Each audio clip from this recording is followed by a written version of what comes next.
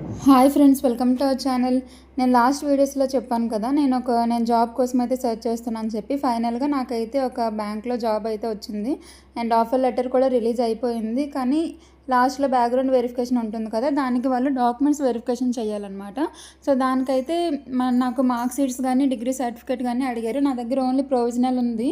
So ప్రొవిజనల్తో పాటు ఇంకా mark sheet కానీ లేకపోతే డిగ్రీ సర్టిఫికేట్ కానీ అడిగారు అనమాట. సో నా దగ్గర అయితే లేవు, ఎందుకంటే నేను డిగ్రీ రిలీవ్ అయింది 2021 కరెక్ట్గా కోవిడ్ టైంలో. అండ్ అప్పుడు కూడా కాలేజ్కి వెళ్తే ఇంకా కోవిడ్ కదా రాలేదు అని చెప్పి చాలాసార్లు తెప్పించారు. అండ్ అప్పుడైతే నేను ఐసిఐసిఐ బ్యాంక్లో జాయిన్ అయిపోయాను కాబట్టి మరి నాకు ఇంకా అవసరం రాలేదు.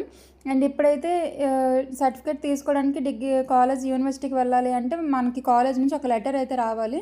ఆ లెటర్ కోసం కూడా నాకు కాలేజ్లో చాలాసార్లు అయితే తెప్పించుకున్నారు. అండ్ ఫైనల్గా అయితే నేనైతే డిజిలాకర్లో అయితే డౌన్లోడ్ చేశాను అనమాట డిగ్రీ సర్టిఫికేట్. అది తీసి అప్లోడ్ చేసేసాను.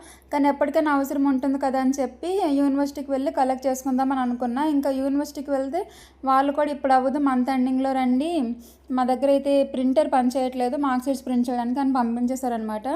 అండ్ నా సర్టిఫికేట్స్ నేను తీసుకోవడానికి ఇంతలా తిరగాల్సి వస్తుంది. అడ్మిషన్స్ అప్పుడు మాత్రం వాళ్ళు మన చుట్టూ తిరుగుతారు. అండ్ ఫైనల్గా మనకి కావాల్సిన అవసరం వచ్చినప్పుడు మాత్రం సర్టిఫికేట్స్ కోసం మాత్రం వాళ్ళు ఎన్నిసార్లు తిప్పిస్తారనమాట. మీలో కూడా ఇలాంటి సిచ్యువేషన్ని ఫేస్ చేసే ఉంటారు ఖచ్చితంగా, కాలేజ్ చదివిన ప్రతి స్టూడెంట్ కూడా. ఫైనల్గా అయితే చెరుకు రసం తాగడానికి అయితే వెళ్ళాం. తాగక తెలిసింది అతని దగ్గర ఫోన్పే లేదని, మళ్ళీ వేరే వాళ్ళ దగ్గర నెంబర్ తీసుకొని చేసామన్నమాట.